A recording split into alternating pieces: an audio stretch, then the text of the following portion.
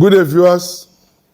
I want to speak about our collective socio-economic growth and the need to sensitize ourselves against planning towards tomorrow.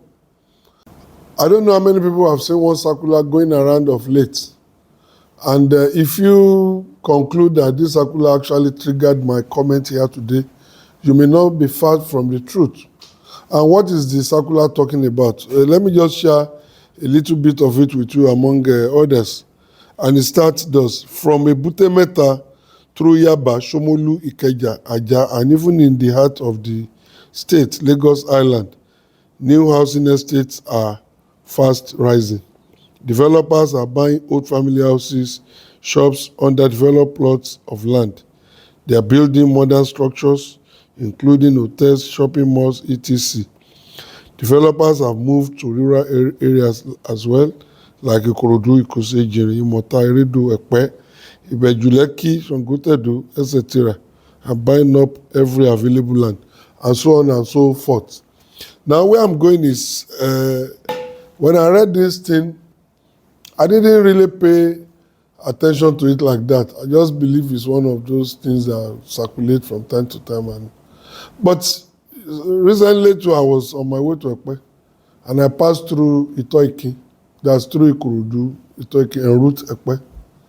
And what shocked me most was that right from Itoiki, left, right, all the way down to Ekpe, it is housing estates, both sides. Very mass, expanse of land on both sides, fenced, and all of them completely empty. They were faced with very beautiful arch, which stand like the gate or access to the every other thing is empty. And my worry is this: election time will come.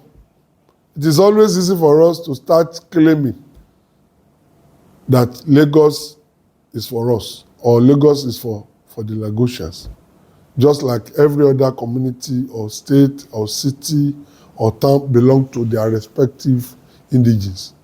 Lagos belong or necessarily belong to the indigenes of Lagos, But making this a reality, we are not working towards it. Lagos belongs to us, but every available land is being given out. I don't know to who. But my mind tells me that this land are just being reserved under the guise of estate.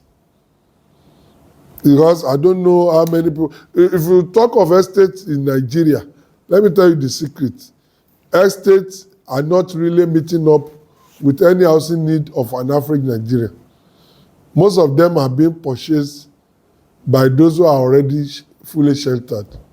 And so we are not under pressure for that kind of a housing. If we are going to have such housing, it will be something coming from government, that it will be constructed and given to people at rates that are affordable, at rates that are spread over years.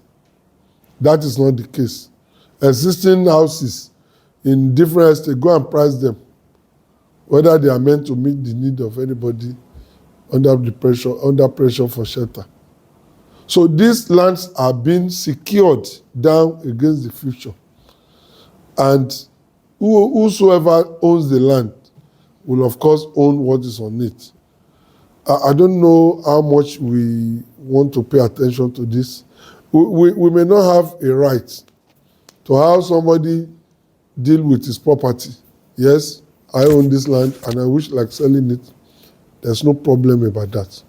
But if the resultant effect is something that insults your sensibility, you should be worried. And at this point, I'm going to end up by bringing government into this. Government is not sensitive enough.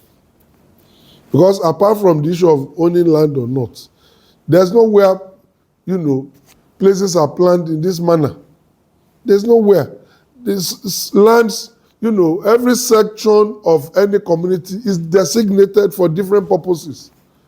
I used to know that Itoke axis as a place Lagos State government reserved in those days for the plantation of rice, because that place has suitable soil for rice plantation. You know, rice is selective. You don't just plant it anywhere. That place is for that. I don't know how everything has now turned to housing estate. Must everywhere be estate?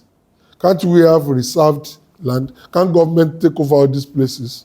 If they need to pay compensation for whosoever need it, they should pay them compensation and take hold of it and subject them to practical uses, such as agriculture. Like I said, palm trees can be grown in that region. Rice can be grown. Cassava can do well there. So many crops, cash crops, that will not only be useful for our people, but are even exportable, whereby government will revert to the old produce board as practiced by Western region. Old produce board, whereby every crop, at the end of every planting year, will be taken over by government, pay the growers up, and then government will preserve them, and then, curry market for them locally and internationally.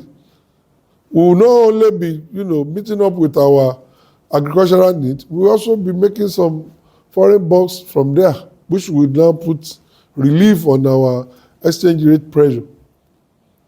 So I'm using this opportunity to draw the attention of landowners, indigenes, and the Lagos State government of the alarming rate at which lands are being acquired under the guise of housing estate here and there.